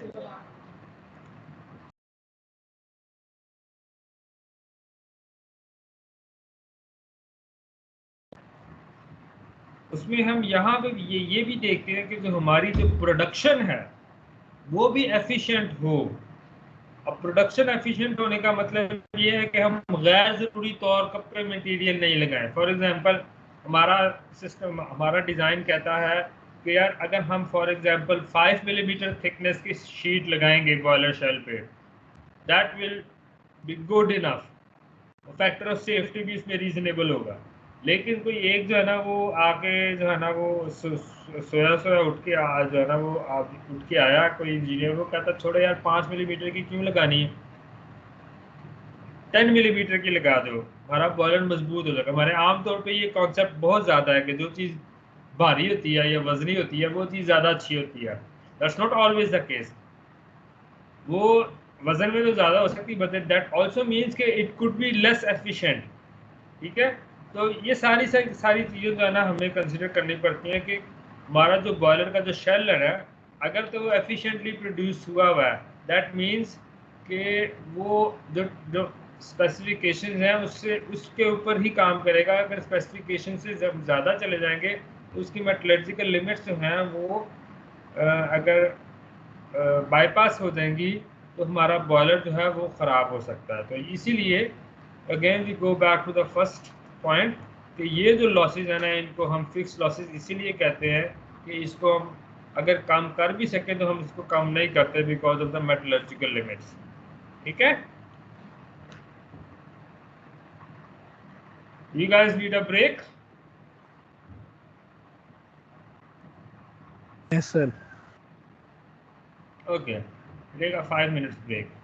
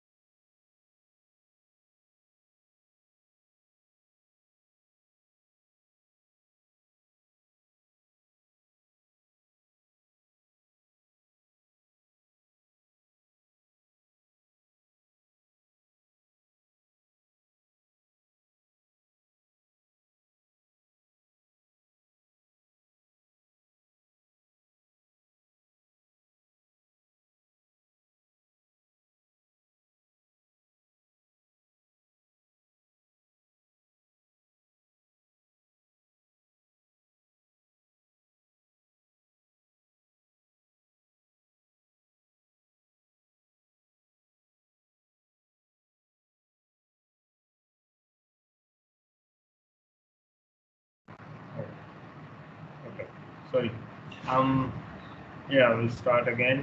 तो ब्लो डाउन के बारे में हम पिछले लेक्चर में बड़ी डिटेल में डिस्कशन कर चुके हैं। So we learned that an uncontrolled blowdown is very inefficient. So we need to control the blowdown. अब उसको हम कैसे कंट्रोल करेंगे? We can use some sensors. ठीक है, sensors जो है ना that can detect the value of conductivity and pH. अब हमने लास्ट लेक्चर में देखा था कि कंडक्टिविटी जो है वो एक की जो इंडिकेटर के तौर पर यूज़ करते हैं। एक सस्ता और टिकाऊ तरीका हम यूज़ करते हैं to determine the amount of total dissolve solids in the boiler liquid in the water. तो बजाय इसके कि हम जो है ना लैब में सैंपल लेके जाके एनालिसिस करें, सिंपली कंडक्टिविटी मेजर कर लेते हैं। तो अब मेजर करने के बजाय बेहतर है कि हम जो है ना वो एक पॉइंट के ऊपर जो है ना वो सेंसर्स लगा दें जो कंडक्टिविटी भी मेजर करे, पीएच भी मेजर करे। तो इससे टीडीएस का भी पता चल जाएगा, वाटर की एसिडिटी लेवल का भी पता चल जाएगा, because we don't want our water to be very acidic और वेरी अल्कलाइन। तो ये सेंसर्स हम लगा लेते हैं और उन सेंसर्स की बेस के ऊपर हम ऑटोमेटिकली डिटरमिन कर सकते हैं कि कब और कितना ब्लो डाउन जो है वो हमें रिक्वायर्ड है। तो इससे जो है ना हम ऑप्टिमाइज कर देंगे अपने बॉयलर के ऑपरेशन को। ठीक है, अब स्केलिंग और सूट की बात करते हैं। यहाँ पे स्केलिंग के साथ सूट का जिक्र इसलिए किया क्योंकि स्केलिंग और सूट एक्चुअली दोनों का जो है वो इफेक्ट एक जैसा ही होता है कि स्केलिंग जो है वो वाटर साइड के ऊपर होती है, सूट जो है ना वो फ्लू गैसेस की साइड के ऊपर होती है। और दोनों का जो एंड रिजल्ट यही है कि वो डिपॉजिट्स बना देते हैं ट्यूब्स के ऊपर, जिसकी वजह से हीट ट्रांसफर जो है वो हमारी ख़राब होती है। ठीक है, we see soot and scale build up reduce the heat transfer. I just said that deposits should be removed periodically. ठीक है, तो ऑफ कोर्स अगर वो डिपॉजिट्स हो रहे हैं हम उनको अवॉइड भी नहीं कर सकते, स्केल जो है वो भी बिल्डअप होएगा और जो सूट है वो भी बिल्डअप होगा, बिकॉज हम यूजुअली कोल यूज़ करते हैं बॉयलर में या फिर हैवी फर्नेस ऑयल यूज़ करते हैं, डीजल ऑयल यूज़ करते हैं। तो उनमें जो है ना वो सूट जो है ना वो समहाउ प्रोड्यूस हो ही जाता है। We need clean that periodically. ठीक है, अब हायर फ्लू गैस हम पहले भी हमने पढ़ा कि higher flue gas temperatures are a direct indicator of poor heat transfer. Suddenly हमारा जो है ना वो 190 डिग्री सी के बजाय 215 डिग्री सी के ऊपर अगर चला जाए फ्लू गैस का टेम्परेचर, दैट मीन्स कि हमारे हीट ट्रांसफर में कोई प्रॉब्लम आ रही है और उसमें जो है हमें देखना है कि क्या प्रॉब्लम आ रही है। ठीक है, तो टिपिकल एक जो कैलकुलेशन है उनके मुताबिक 22 degree centigrade increase in stack temperature typically means 1% reduction in efficiency. ठीक है,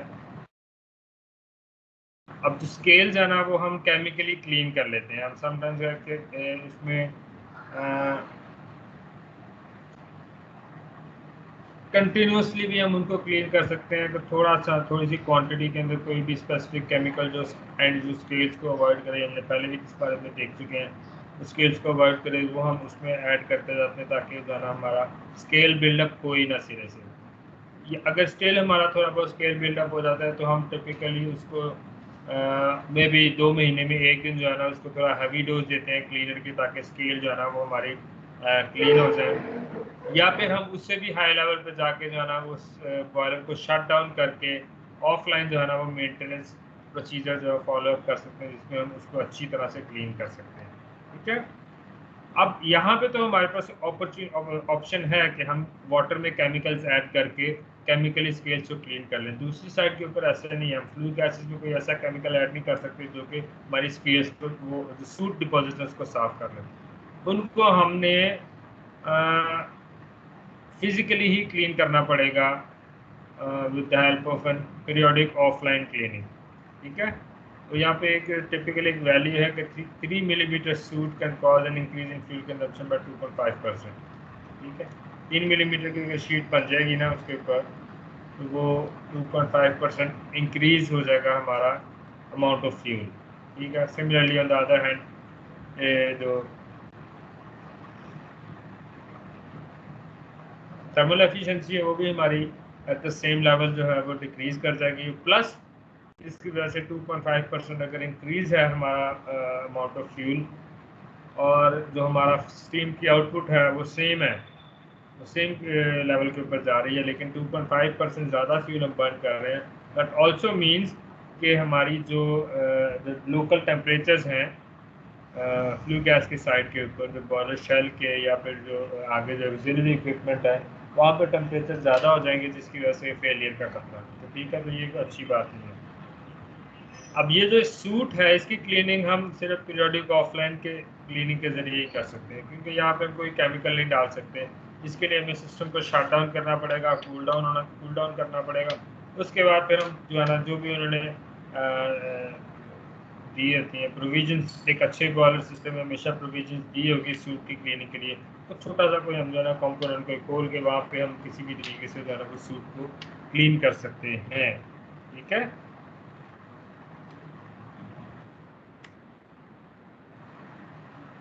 reduction of boiler steam pressure, ये भी हम कर सकते हैं। I think now I will try to skip some details, आप इसको देख लीजिएगा, और अगर कोई क्वेश्चन है हम इसको डिस्कस कर सकते हैं। ठीक है, तो बॉयलर का जो स्टीम प्रेशर है वो हम आमतौर पर जो बॉयलर को जो है ना वो करते हैं बिल्कुल जो सिस्टम की रिक्वायरमेंट है ना, सिस्टम की जो रिक्वायरमेंट है, आगे जो प्रोसेस है उसकी रिक्वायरमेंट की भी एक रेंज होती है, और हम टिपिकली बॉयलर को ऑपरेट करते हैं उस रेंज की अपर लिमिट पे, ताकि अगर थोड़ा सा ऊपर नीचे भी होना तो हमारा सिस्टम जो है ना वो चलता रहे, थोड़ा सा अगर नीचे हो तो सिस्टम चलता रहे।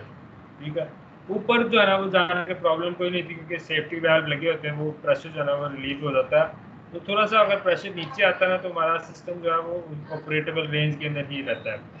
ठीक है, लेकिन क्या होता है कि हमें समटाइम इतने बिल्कुल पीक की ज़रूरत नहीं है, या फॉर एग्जांपल 1 घंटे का डाउन टाइम आ गया है हमारे पास आगे सिस्टम में, तो डाउन टाइम का मतलब ये है कि हमें पीक प्रेशर जो है ना वो नहीं चाहिए स्टीम का।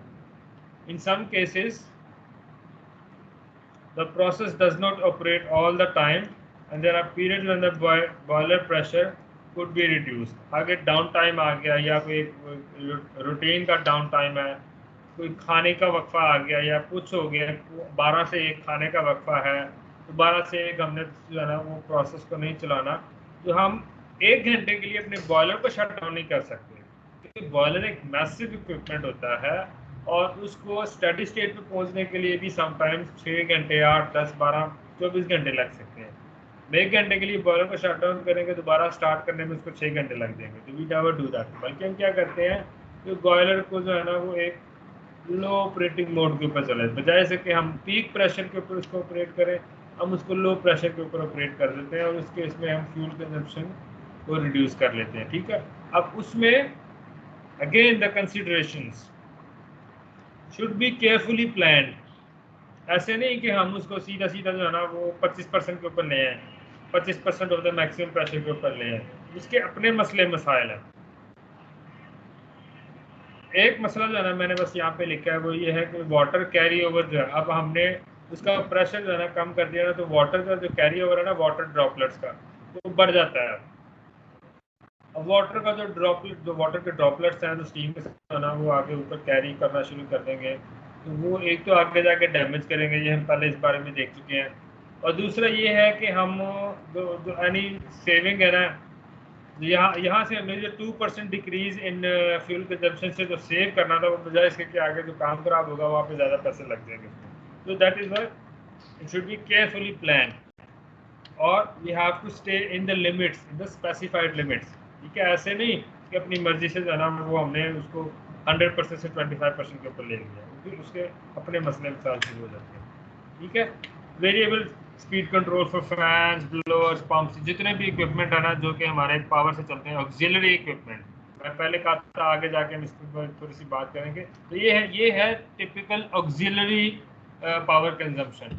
अब ऑक्सिलरी पावर कंजम्पशन में क्या है कि एक तो सिंपल हमने पुराना डिज़ाइन लगा दिया कि सिंपल एक ऑन ऑफ स्विच है कि फैन, ब्लोअर, पंप जो भी इस तरह की इक्विपमेंट है या तो वो ऑन होंगे या ऑफ होंगे।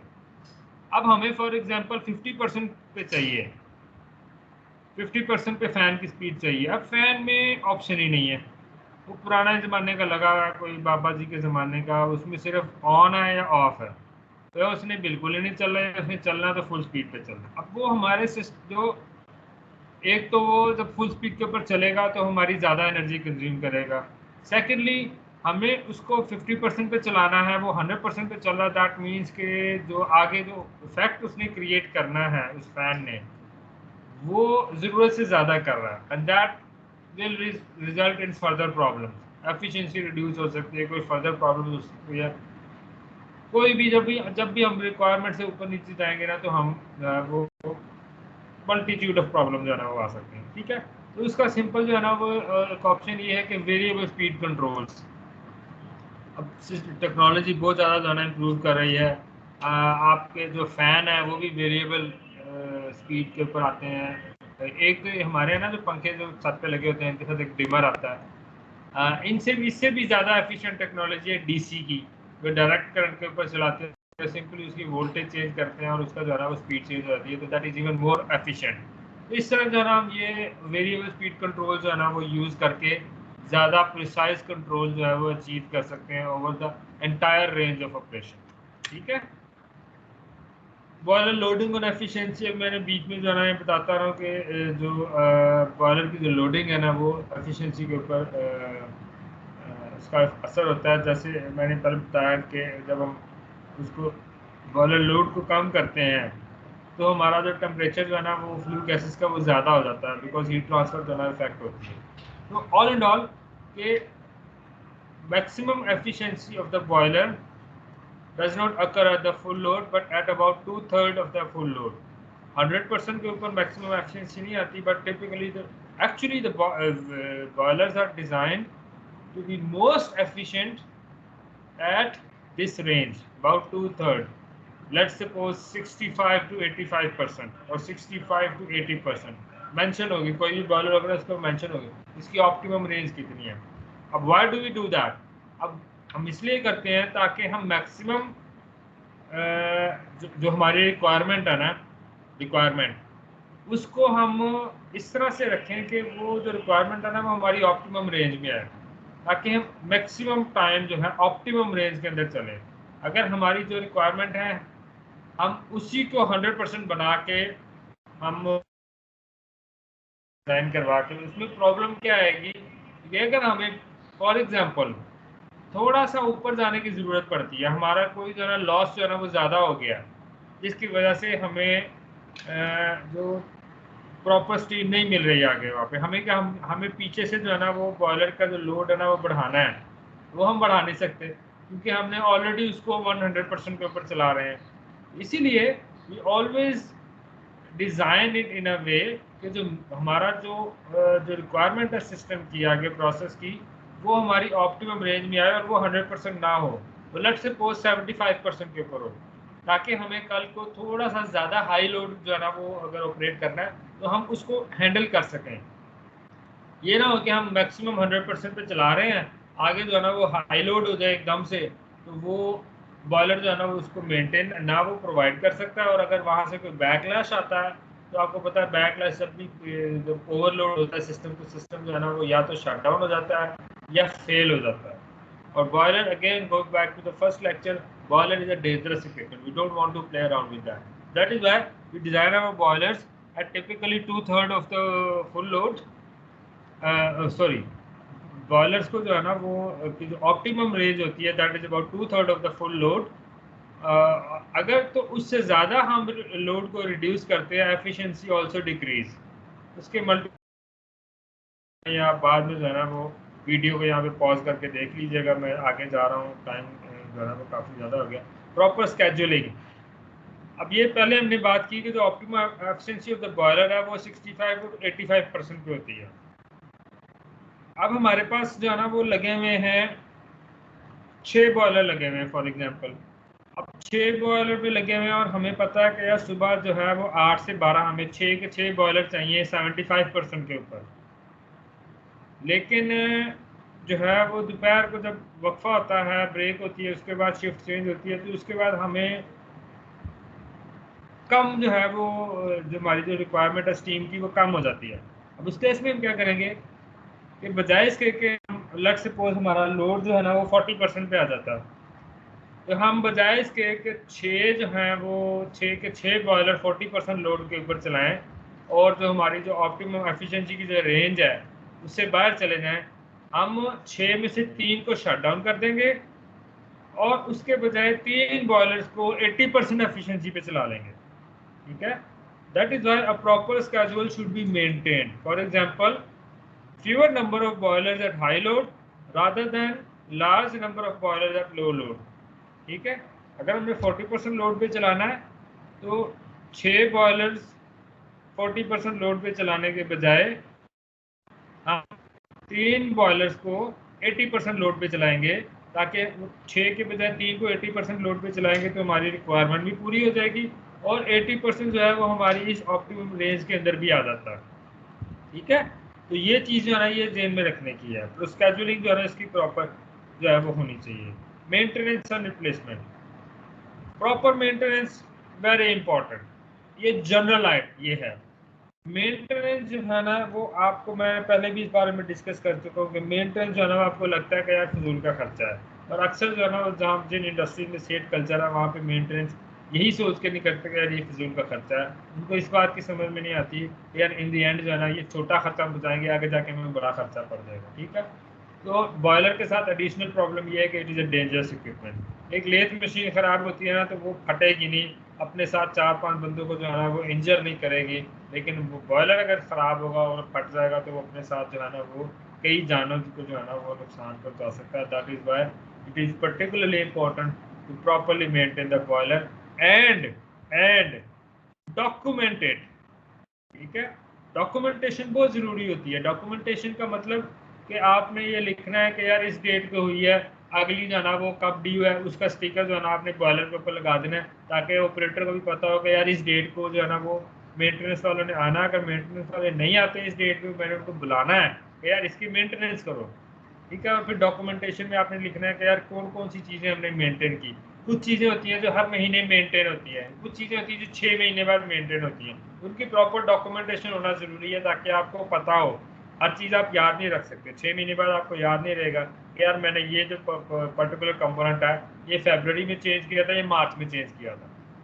तो वो इसीलिए जो है ना proper documentation is very important. ठीक है, और ये एक्चुअली ये जो पॉइंट है ये जनरल है, ये हर चीज़ के लिए जनरल है। ठीक है, if the boiler is not maintainable due to many reasons, full stop। ठीक है, अब रीजंस क्या है मेंटेनेबल के बारे में? ओल्ड और इनएफिशिएंट है। अब आपको पता है कि इतना पुराना बॉयलर है कि ये 60% एफिशिएंसी से ऊपर जा ही नहीं सकता, जबकि मार्केट में 60 तो वैसे ही बहुत ज़्यादा, ये 20% एफिशिएंसी से ज़्यादा नहीं जा सकता, जबकि मार्केट में जो नए बॉयलर आ गए हैं वो 40% एफिशिएंसी पे जा रहे हैं। और आप ये जो पुराना डिज़ाइन है इसको 20 से 22 पे लेके जा सकते हैं, बहुत कुछ जोर लगा ले 23 पे लेके जा सकते हैं, 40% तो दूर 25 पे नहीं लेके जा सकते। तो आप क्या करेंगे, बेहतर ये है कि इसको फेंक के नया बॉयलर ले लें, रिप्लेस कर लें उसको। ठीक है, नई टेक्नोलॉजी हमेशा एफिशिएंट होती रहती है। Not capable of firing cheaper substitution fuel. हमें पहले फ्यूल एक मिल रहा था वो 200 रुपये लीटर के हिसाब से मिल रहा था। फॉर एग्जाम्पल एक मार्केट में नया फ्यूल आया, वो सिमिलर जो है ना वो दे रहा है, एफिशिएंसी दे रहा है दूसरी जगह पे, और वो है 50 रुपये लीटर। अब उससे 4 गुना ज़्यादा सस्ता, लेकिन हमारा जो बॉयलर है या हमारा एटलीस्ट जो बर्नर है वो उसको नहीं चला सकता। अब इतनी ज़्यादा बचत को जो है वो हम छोड़ रहे हैं इस वजह से कि जी हमें हमें अपने पुराने बॉयलर से बहुत प्यार है, हमें जनाब ज़्यादा खर्चा कर लेना है, रिप्लेस नहीं करना। That stupidity. अगर आपका बॉयलर जो है या बर्नर है that is not capable of using a new cheaper substitute fuel, आप उसको रिप्लेस कर दें। ठीक है, ओवर और under size for present requirement. Boiler आपका पड़ा हुआ है, आपके जो है ना वो आगे जो है ना वो 4 के बजाय 6 मशीनें लगा ली हैं, आप उसको नहीं यूज़ कर सकते। आपको उसको फेंकना पड़ेगा, आपको नया जो है ना वो ज़्यादा जो है ना वो बॉयलर लगाना पड़ेगा। अगर जो है वो 6 के बजाय 3 मशीनें रह गई हैं, 3 मशीनें रह जाएंगे 50% पे, तो 50% का मतलब है कि आप जो उसकी जो ऑप्टिमम रेंज है उसके उससे ना वो बाहर चले जाएंगे, उसको भी जो है ना वो आप वो नहीं कर सकते। इस केस में क्या करेंगे, आप बॉयलर को अपने रिप्लेस कर देंगे। ठीक है, not design for ideal loading conditions, क्योंकि वो पुरानी बातों का जो है ना वो जस्ट न्यू वर्जन है। तो ये था हमारे पास एक some of the boiler, some of the energy conservation opportunities. इससे इसके अलावा भी हो सकती हैं, but we can not consider all of them. Boiler engineer, boiler के जो है ना वो स्पेसिफिक कोर्सेज होते हैं, एक्सपीरियंस के साथ आपको बहुत सारी चीज़ें आ जाती हैं, बॉयलर के अपने स्पेसिफिक मैनुअल्स होते हैं। तो in this course we just want to give you an idea कि ये कुछ फॉर एग्जांपल एक अपॉर्चुनिटीज होती हैं जहाँ से हम एनर्जी को कंजर्व कर सकते हैं, थर्मल एफिशिएंसी को इम्प्रूव कर सकते हैं। ठीक है, तो let's start with a discussion कि हम अपने बॉयलर को, बॉयलर की जो अपॉर्चुनिटीज़ हैं उनमें सस्टेनेबल प्रैक्टिसेस को कैसे इंक्लूड कर सकते हैं।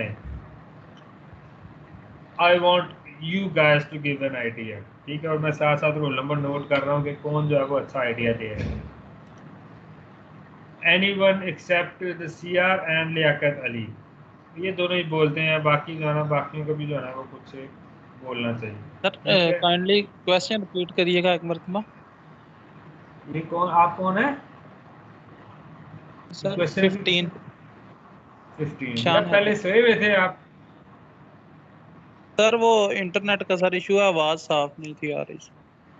अच्छा, मैंने ये कहा है कि आप जो है सस्टेनेबल प्रैक्टिस जो आपके ख्याल में बॉयलर के केस में हम सस्टेनेबल प्रैक्टिसेस यूज़ कर, प्रैक्टिसेस हैं जो कि बॉयलर के केस में हम यूज़ कर सकते हैं। Because right now in every industry everywhere most important questions are sustainability and efficiency. ठीक है, so let's start with any ideas from you guys. Anything, गलत बात भी कोई बोलेंगे ना तो उसके भी जो है ना आपको पार्टिसिपेशन का एडवांटेज मिलेगा। सर बॉयलर की करैक्टरिस्टिक्स सस्टेनेबिलिटी सर ये हो सकती है कि बॉयलर को क्लीन रखा जाए, वो सारा सिस्टम सर। और दूसरे नंबर पे जो हम उसके कंपोनेंट्स यूज करें बॉयलर में, वो सर सब स्टैंडर्ड होने चाहिए, जो उसे वर्किंग के दौरान मसलन कोई कंपोनेंट ओवर साइज या अंडर साइज सर। ये सस्टेनेबिलिटी से की बात नहीं, आप ये sustainability is something different. Sir sustainability जो इसमें फ्यूल यूज किए जा रहे हैं, मतलब ऑयल गैस है। ऑयल अगर हमारा बॉयलर है उसमें oil as a fuel use किया जा रहा है, या गैस बॉयलर है उसमें हम गैस यूज कर रहे हैं, तो उनको कंट्रोल करना ना उसे सस्टेनेबिलिटी के लिहाज से। तो सर अगर इन्हें हम बेहतर कर सकते हैं, मतलब ये आहिस्ता आहिस्ता खत्म हो ही जाएंगे। ऑयल है जो नेचुरल ऑयल है, या हमारे जी, पास नेचुरल गैस गैस वगैरह है, तो अगर हम इन्हें यूज नहीं करेंगे तो फिर भी हमारा वो बॉयलर की जो वर्किंग है वो हम हासिल नहीं कर सकेंगे। राइट, मतलब स्टीम पार्टली जनरेटर ट्रू, होती है तो। पार्टली ट्रू, हाँ पार्टली तो ये सर बात बस मेरा, सर मैं इसमें यही ऐड करना चाहता हूँ कि उन फ्यूल्स को हम यूज करेंगे, लेकिन उनको यूज करने के लिए जो बॉयलर हम इस्तेमाल कर रहे हैं उसकी वर्किंग कंडीशन जो है ना उसे बेहतर रखेंगे, ताकि हमारा वो जो फ्यूल है वो वेस्ट ना हो, इससे हम ज्यादा से ज्यादा एडवांटेज ले सकें कम से कम फ्यूल से। हम्म,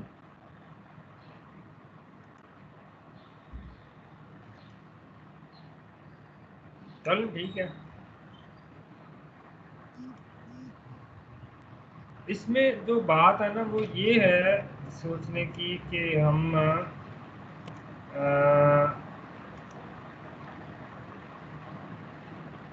फ्यूल्स की जब हम बात करते हैं तो that is the number one opportunity for sustainability.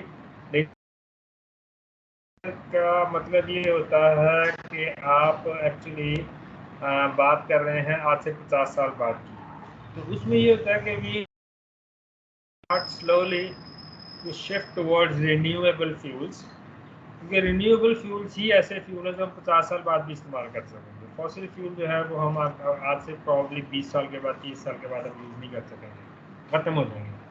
तो इसमें थोड़ी सी एफिशिएंसी और सस्टेनेबिलिटी में थोड़ा सा फ़र्क यही होता है कि हम शॉर्ट टर्म की बात नहीं करते, हम लॉन्ग टर्म की बात करते हैं। और लॉन्ग टर्म के अलावा हम इस बात में ये देखते हैं कि अगर हम कोई 50 साल के बाद ये एक्टिविटी कंटिन्यू कर सकते हैं कि नहीं कर सकते। सस्टेनेबल मतलब हमारी जो करंट प्रैक्टिस है वो सस्टेन नहीं कर सकते हैं हम, that actually is the meaning of sustainability. Fossil fuel हम यूज़ नहीं कर सकते 50 साल के बाद। So that means using fossil fuels is not a sustainable practice. हमें 50 साल बाद कुछ और करना पड़ेगा, ठीक है। अब एक और इसमें सस्टेनेबिलिटी का इशू ये है कि जो हम फीड वाटर हीटर वगैरह यूज़ करते हैं या इस तरह से हम जो कुछ चीज़ें यूज़ करते हैं, हम उनको सोलर से हीट कर सकते हैं, ठीक है, क्योंकि सोलर इज ऑल्सो सस्टेनेबल। अब उसमें फोटोवोल्टाइक नहीं होती, हम उसमें ये भी होता है कि हमारा जो इलेक्ट्रिसिटी कर सकते हैं ना, इलेक्ट्रिसिटी भी प्रोड्यूस कर सकते हैं हम। सोलर फोटोवोल्टाइक से इलेक्ट्रिसिटी प्रोड्यूस कर सकते हैं, वहाँ से पंप्स वगैरह हम चला सकते हैं। बट ऑल्सो जो सोलर वाटर हीटर होते हैं उनको भी हम यूज़ कर सकते हैं to heat up some feed water और समथिंग, ठीक है।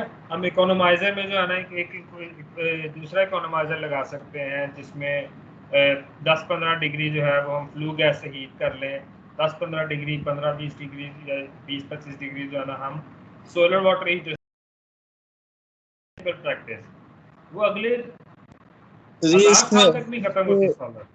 ऐसा भी तो हो सकता है ना कि हम फ्यूल को सेव कर सकते हैं, लाइक जिस तरह पानी को हीट दे के जब जरूरत पड़े हमें। जी हम उसको भी यूज़ करते हैं, लेकिन थोड़ा सा उसमें है कि वो बॉयलर नहीं आता ना, वो थोड़ा सिस्टम ही डिफरेंट आ जाता है। Solar power tower also use to generate steam using heliostat, ये ठीक है, लेकिन ये कि ये हम कम्प्लीटली डिफरेंट सिस्टम की बात कर रहे हैं, वो बॉयलर नहीं है, वो बिल्कुल डिफरेंट सिस्टम है। हम बॉयलर की हम बात कर रहे हैं। Okay sir. जी Asad. Sir I have a question. Sir जितनी हम बॉयलर से स्टीम यूज अपने इस्तेमाल के लिए हासिल करते हैं, क्या कोई ऐसा सोर्स है जिससे इसके मुकाबले में स्टीम ली जा सके? जो आप कह रहे हैं ये जी, भी बात हम सस्टेनेबिलिटी भी करना चाहते हैं इनमें, इनके फ्यूल्स में, और इसके अलावा कोई हम अदर सोर्स भी इस्तेमाल कर सकते हैं स्टीम जनरेट करने के लिए। ये अभी ये बताया ना लियाकत अली ने मैसेज किया कि सोलर पावर टावर्स होते हैं जो कि जिससे हम स्टीम जनरेट करते हैं, लेकिन उसके लिए जो है ना प्रॉब्लम उसकी इश्यूज हैं। सस्टेनेबल तो वो है, बहुत अच्छा सस्टेनेबल है, उसके इश्यूज हैं, उसमें जगह आपको बहुत ज़्यादा चाहिए, एक बड़ा अच्छा खासा जो है ना वो पीस ऑफ लैंड चाहिए जहाँ पे जो है ना वो पूरा प्लांट लगाएं, और उसके बाद जो है वहाँ से वहाँ पे जो है वो रिफ्लेक्टर्स लगाएं, रिफ्लेक्टर्स के अंदर सेंसर्स लगाएं जिससे जो है ना वो स्टीम को जो है ना हम एक जगह पॉइंट पर फोकस करते हैं। तो ये चीज़ें हम कर सकते हैं, बट वो एक से बिल्कुल डिफरेंट चीज़ में आ जाती है। तो ऑफ कोर्स हम उससे यूज़ कर सकते हैं सोलर से, ठीक है, लेकिन अभी हम सस्टेनेबल प्रैक्टिसेस की बात कर रहे हैं बॉयलर्स में। तो यही है कि हम सोलर यूज़ करके जो है ना वो हम टेम्परेचर जो है ना वो बढ़ा सकते हैं। एक और बात कि बॉयलर के जो कंपोनेंट्स होते हैं उसमें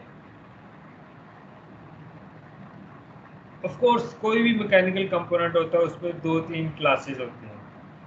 क्लासेस का मतलब ये है कि या तो आप कोई एक लो क्वालिटी का मटेरियल यूज़ करें जो कि 10 साल के बाद जो है ना आपका खराब हो जाए, या आप बहुत अच्छी क्वालिटी का मटेरियल यूज़ करें, उसको मेटलर्जी के अंदर जो है ना वो, अब यहाँ पे आप देखें मैं बार बार मेटलर्जी की बात कर रहा हूँ, metallurgy is so important yet so undermined कि हमारे यहाँ यूटी में मेटलर्जी का मेरिट कितना कम आता है, तो लोगों को पता ही नहीं मेटलर्जी होती क्या। और मेटलर्जी इज सो इम्पोर्टेंट कि मेटलर्जी में रिसर्च करना और इकोनॉमिकल मेथड्स जो है ना वो economical materials with improve properties उनको उनके ऊपर रिसर्च करना, उनको जो है ना इस्तेमाल में लेके आना, ये बहुत ज़रूरी चीज़ है।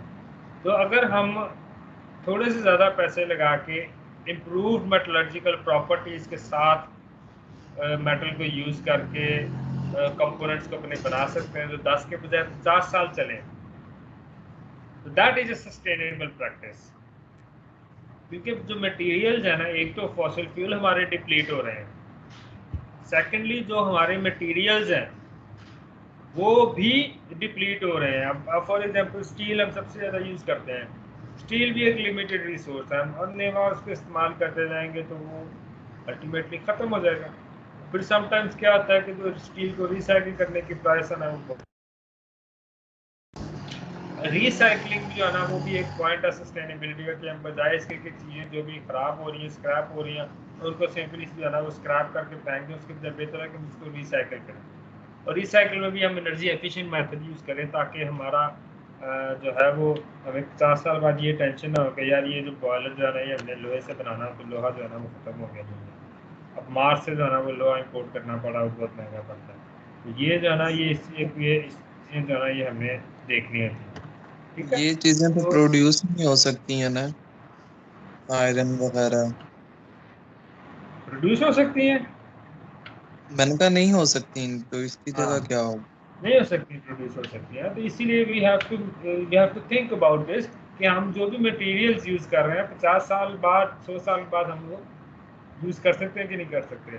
फिर इसके साथ जो है ना कुछ बातें आती हैं कि प्लास्टिक्स जो है ना उसमें बहुत ज़्यादा एवोल्यूशन हुई है, हाई टेम्परेचर रेजिस्टेंट प्लास्टिक्स जो है ना वो आ गए हैं, कंपोजिट मटेरियल जो है ना वो आ गए हैं। अब कंपोजिट मटेरियल्स क्या है, उनको ना जंग लगता है ना वो 100, 150, 200 साल खराब नहीं होते।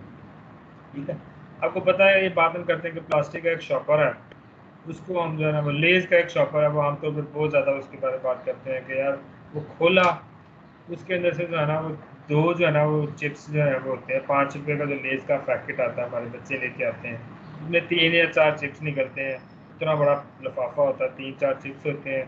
तो उसके बाद जो है ना हम उसको फेंक देते हैं, तो 500 साल तक वो पड़ा रहता है लैंडफिल में, वो डिकम्पोज नहीं होता।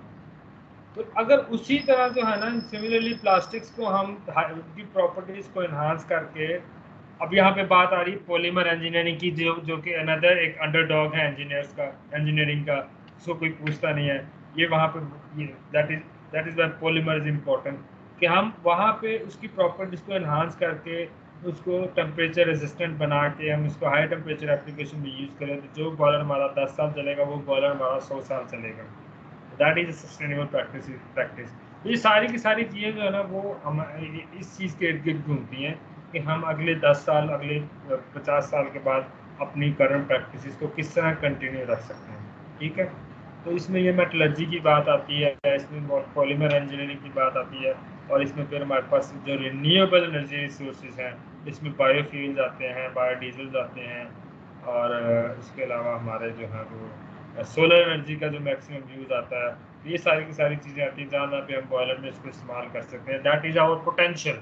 ठीक है, तो वो आज जो है ना वो अगर हम इसके ऊपर काम करना शुरू कर देंगे तो अच्छी बात है, वरना 20 साल 30 साल के बाद हमें लाजमी हर हाल में जाना इसके ऊपर काम करना। फिर वो ओपन करते हैं जब बंदे के सर के ऊपर पड़े ना, तो वो फिर वो कोई ऑप्टिमम किस्म का रिजल्ट नहीं आता, वो बंदा बस जान छुड़ाता है फिर। ठीक है, तो ये थोड़ी थी सस्टेनेबल के बारे में discussion. If you have any questions.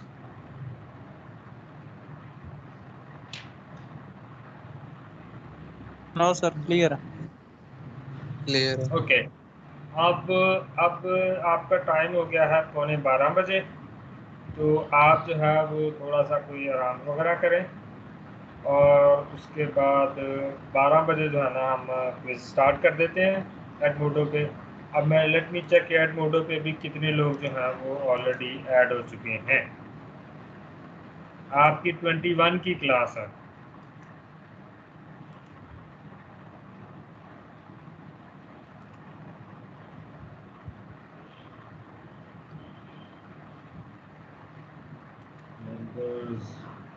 14 only 14 people are added.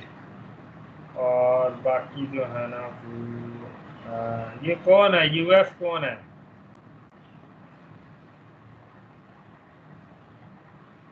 बेटा एक मैं बात आपको क्लियरली बता रहा हूँ, जिसके नाम में कहीं पे उसका रोल नंबर नहीं है ना, उसका 0 लगा देना। मैं कोई लिस्ट में जाके नहीं देख रहा कि इस रोल ये नाम है तो इसका रोल नंबर क्या है, मैं नहीं जाके देखूंगा। मैंने पिछले सेमेस्टर में भी 0 लगाए थे। और क्योंकि ये बहुत क्लियर इंस्ट्रक्शन है आप लोगों को पहले से ही, अब की बात नहीं है, पहले से इंस्ट्रक्शन है कि आपने यहाँ पे अपना जो मैट्रिकुलेशन नंबर है ना, अपना जो रजिस्ट्रेशन नंबर है वो यूज़ करना है। यहाँ पे यूएफ है, उस्मान गुज्जर है, जीशान हैदर, आधी से ज़्यादा क्लास ने अपने नंबर लिखे ही नहीं हुए।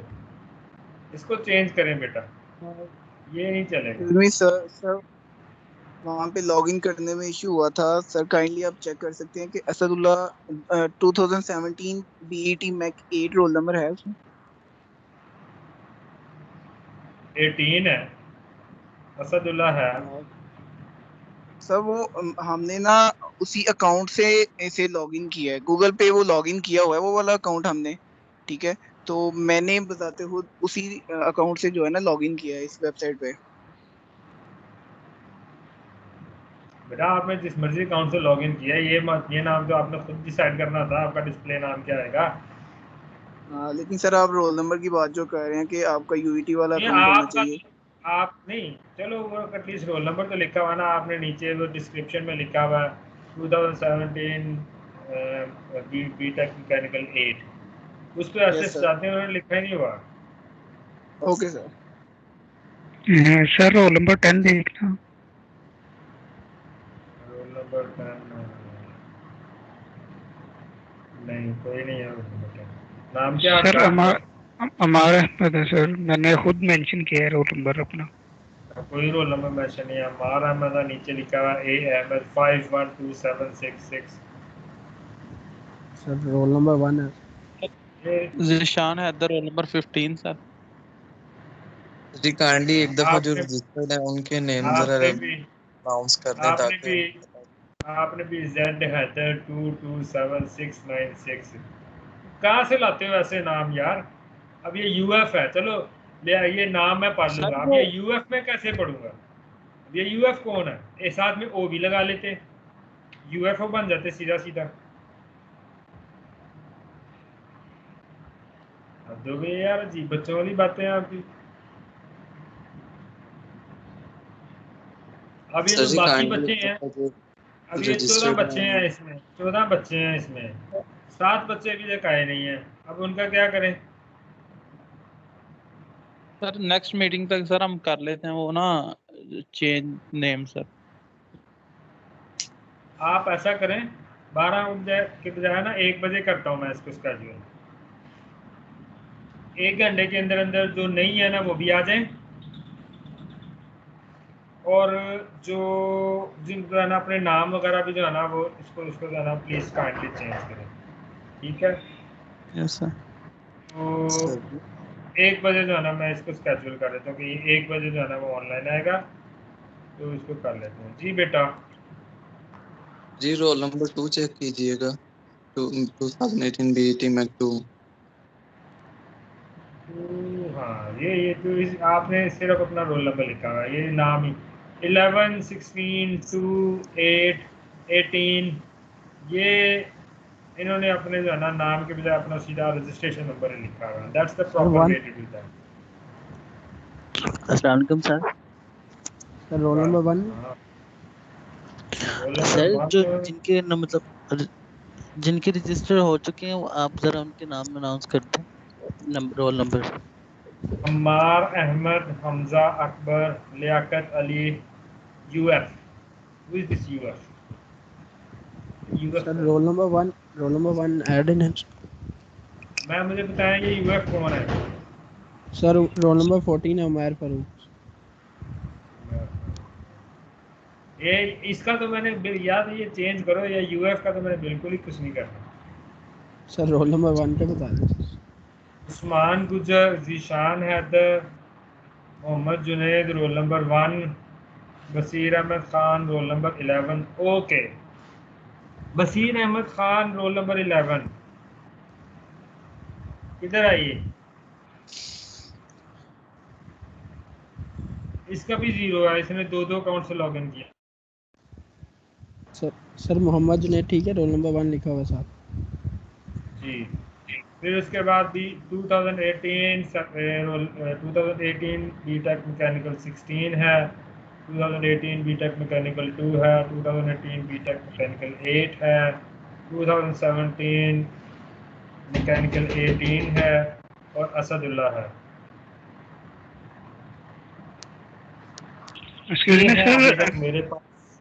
सर रोल नंबर के आगे नाम मेंशन करना है या नाम के आगे बता दें थोड़ा सा, अगर दोबारा बना रहा सिर्फ तो। सिर्फ सिर्फ रोल नंबर मेंशन करें। नाम जो है ना, मैं आपका जो रिजल्ट बनाता हूँ ना, रोल नंबर से बनाता हूँ, नाम से नहीं बनाता। एक मिनट रोल करें। ओके।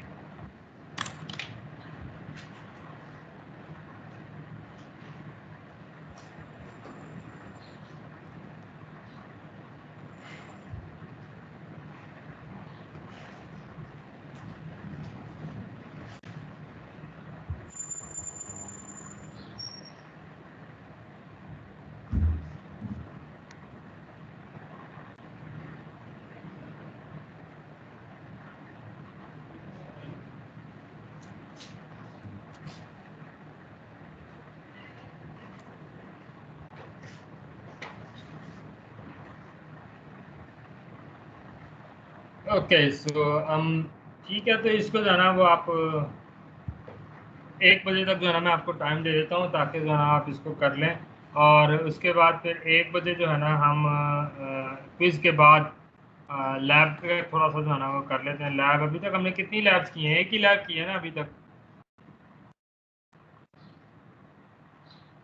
सर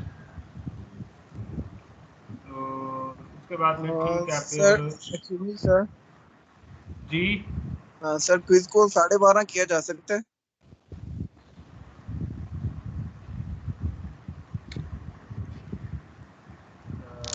मुझे तो कोई प्रॉब्लम नहीं है, मैं तो आप लोगों को टाइम दे रहा हूँ। हाँ सर, बाकी क्लास से भी पूछ लें, अगर 12:30 हो सकता है तो कर लें काइंडली। आपका वो शिफ्ट का इशू है?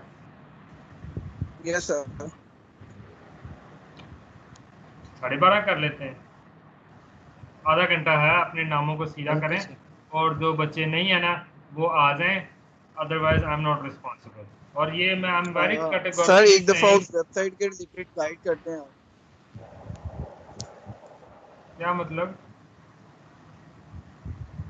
कि उस वेबसाइट पे जो आप क्विज अपडेट करेंगे उसकी टाइमिंग क्या होगी, कितने टाइम के बाद वापस वो 12:30 आप क्विज उठा लेंगे? 12:30 बजे मैं करूँगा। 10 मिनट का क्विज होगा, आपको 15 मिनट दूंगा।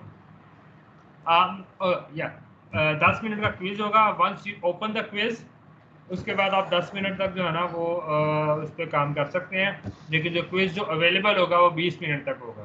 यानी कि अगर आप पूरे 12:30 बजे जो है ना वो लॉग इन नहीं करते, 12:35 पे करते हैं ना, तो ये विल स्टिल हैव 10 मिनट। लेकिन अगर 10 मिनट से ज़्यादा लेट आप हो जाएंगे ना, तो फिर आपके पास टाइम कम हो जाएगा। अगर 12:45 पे आएंगे आप, मतलब 15 मिनट ज़ाया करके, तो आपके पास सिर्फ 5 मिनट रह जाएंगे, क्योंकि 20 मिनट बाद जो है ना 12:50 के ऊपर क्विज ऑफलाइन हो जाएगा। Okay sir.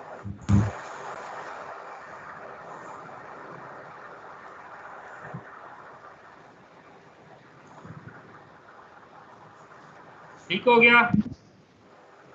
So I am now stopping it.